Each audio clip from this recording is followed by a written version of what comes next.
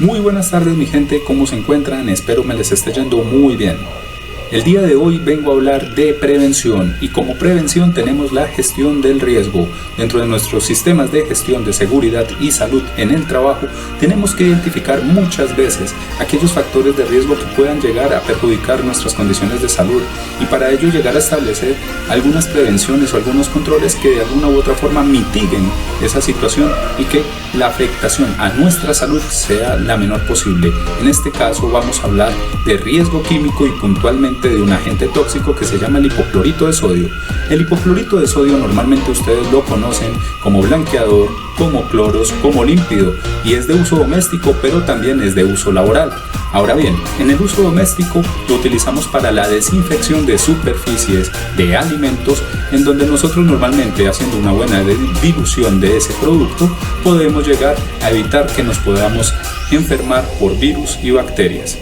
En ese orden de ideas vamos a conocer que el hipoclorito de sodio está compuesto por sodio en primera parte, en segunda parte está compuesto por cloro y en tercera medida va a estar compuesto por oxígeno.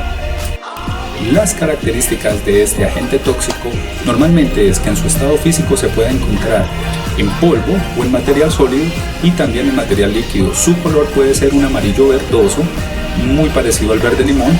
Temperatura de ebullición dependerá, él se descompone. Normalmente su temperatura de fusión podrá estar en los menos 6 grados centígrados.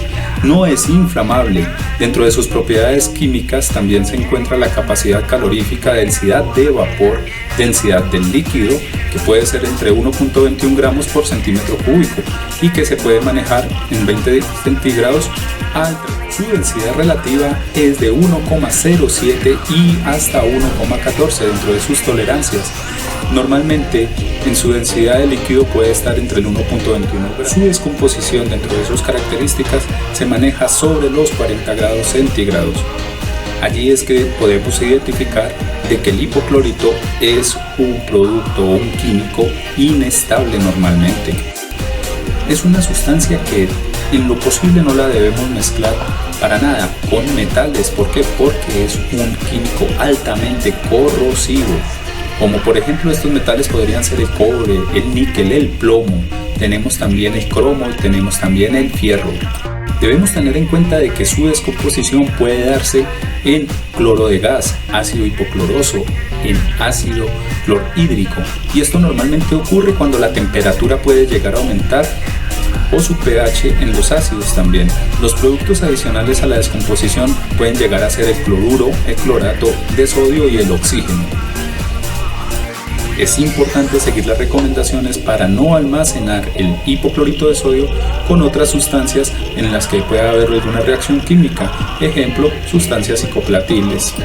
Asimismo tendremos de que el hecho de estar yo expuesto a este producto tóxico nos puede llegar o me puede llegar a generar realmente una afectación en mi organismo. Ejemplo, puedo llegar a presentar que dada la exposición y la cantidad de exposición algunas afecciones adversas como por ejemplo lo son irritación en las vías aéreas, irritación en los ojos, irritación en la piel si el contacto es directo con la misma. Ya si es por ingestión, nosotros como seres humanos podemos llegar a consumir cierta cantidad, pero obviamente dentro de los estándares. Normalmente lo hacemos cuando consumimos agua.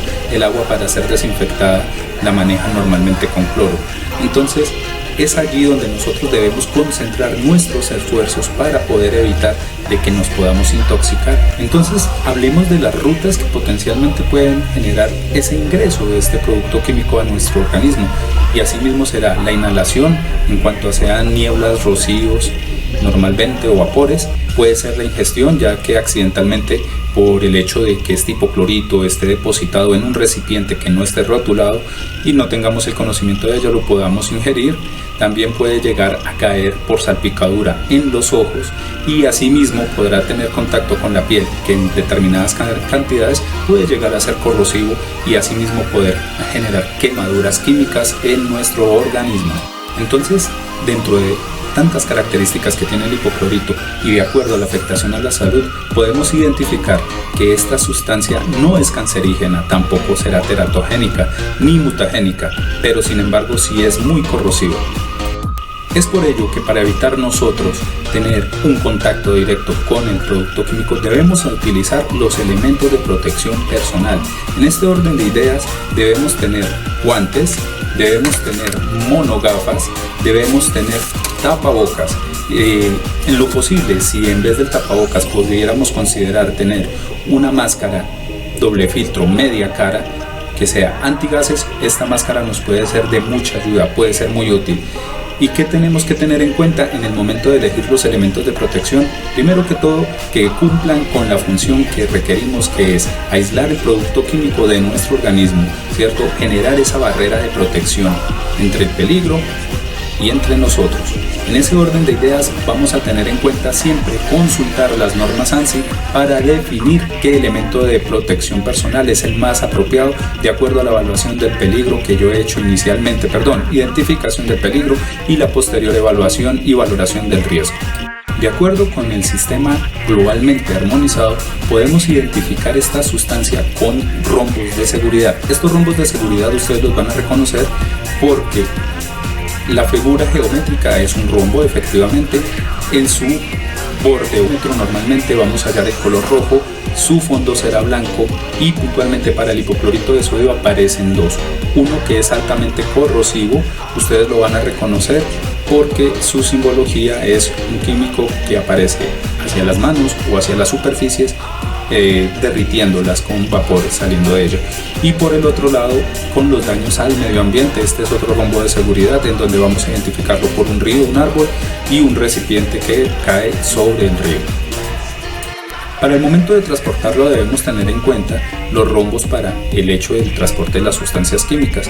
En este caso esos rombos que son de colores y ustedes lo van a identificar en azul, en amarillo, rojo y blanco, y puntualmente para el hipoclorito tendremos azul en 2, amarillo en 2, rojo en 0 y en blanco OX. ¿Y qué significa todo ello? Pues ello, con base en la norma NFPA 704, me dice que si estamos en un nivel 2 para el cloro puede ser un químico peligroso, y eso en el color azul. Si estamos en el color rojo y como tal nos anuncia un 0, esto quiere decir de que no es inflamable, pero si estamos en el color amarillo nos habla de que hay una inestabilidad muy considerable y que debemos tener en cuenta esto para el proceso de almacenamiento. Pero por otra parte, si estamos en el color blanco con OX, nos dice de que es un agente oxidante. Es entonces cuando decimos que su nivel de toxicidad podrá verse sobre todo cuando estamos muy expuestos al agente químico. En ese orden, así sean altas o bajas concentraciones, y esto nos indicará el nivel de afectación que puede tener en nuestra salud. Nos puede llegar a causar dermatitis, nos puede llegar a causar una dermatitis crónica, ulceraciones en la piel, puede llegar a quemar tejidos blancos, puede llegar a quemar tejidos rojos, puede llegar a tener el contacto con los ojos, inclusive nos puede generar una quemadura química en la córnea, pero también nos puede llegar a generar un daño pulmonar por inhalación, en donde nuestro organismo se va a ver expuesto a una osteocondritis, y así también en la digestión es cuando entonces vamos a quemar las mucosas. Así, muchachos, tenemos en cuenta de que es un producto que se debe manejar con suma precaución. Es por ello que debemos tener ciertas precauciones con el manejo en el almacenamiento. Debemos evitar las emisiones de nieblas de solución de hipoclorito de sodio durante las maniobras de carga y descarga en los almacenes. Debemos usar siempre el equipo de protección personal de acuerdo a nuestra evaluación y a nuestra matriz de elementos de protección personal. También tenemos que tener un área de almacenamiento lo suficientemente ventilada y que ojalá esté bajo techo, y en donde de la mejor forma podamos evitar que el sol ingrese o los rayos calóricos ingresen y tengan contacto directamente con el agente químico. Debemos señalizar, y esto es muy importante, qué tipo de químico tenemos y cómo lo tenemos almacenado. Asimismo, no debemos dejarlo cerca con otros químicos con los que pueda reaccionar de acuerdo al sistema globalmente armonizado. Mi gente, quiero decirles que es muy importante tener en cuenta que nuestra salud está primero que todo, que sin esta salud nosotros no podríamos desempeñar las diferentes labores que hacemos a diario, y que en ese orden de ideas vamos a tener en cuenta el autocuidado. Si bien es cierto de que a veces el producto no podemos evitarlo y que el contacto muchas de las veces puede ser constante, debemos comenzar a considerar la posible sustitución del producto por uno que llegue a generar menor afectación. Esto puede ser el caso de los amonios cuaternarios de quinta o de cuarta generación, y dependiendo de la situación que yo necesite o requiera. Si bien es cierto que no podré sustituirlo, tendré que tener unos controles administrativos lo suficientemente buenos, en donde la capacitación al trabajador por sobre todas las cosas debe de estar siempre, en donde deben haber las medidas de protección necesarias, donde debe de haber una señalización, donde debemos contar con un programa de riesgo químico adjunto al sistema globalmente armonizado. Reitero mucho, porque el sistema globalmente armonizado es el que nos da las pautas para el almacenamiento seguro, para el transporte seguro de los productos químicos, y nos señalarán en dado caso cuáles sustancias pueden llegar a ser cancerígenas o no. Y en ese orden de ideas, y teniendo en cuenta de que este producto, aunque es de manejo doméstico y laboral, en su debido caso no se llega a manejar como se requiere, puede generar gran afectación. Es por ello que la invitación con este video es a que por favor se tomen las medidas preventivas necesarias, dado la peligrosidad que esto puede representar en la salud del ser humano. Asimismo también será cuando nosotros tenemos mascotas, las podemos exponer. Entonces, siempre que hagamos alguna gestión con el hipoclorito de sodio, tengamos en cuenta las medidas de prevención. Así que esto es todo por hoy. Muchísimas gracias, agradezco su atención y nos veremos en la próxima.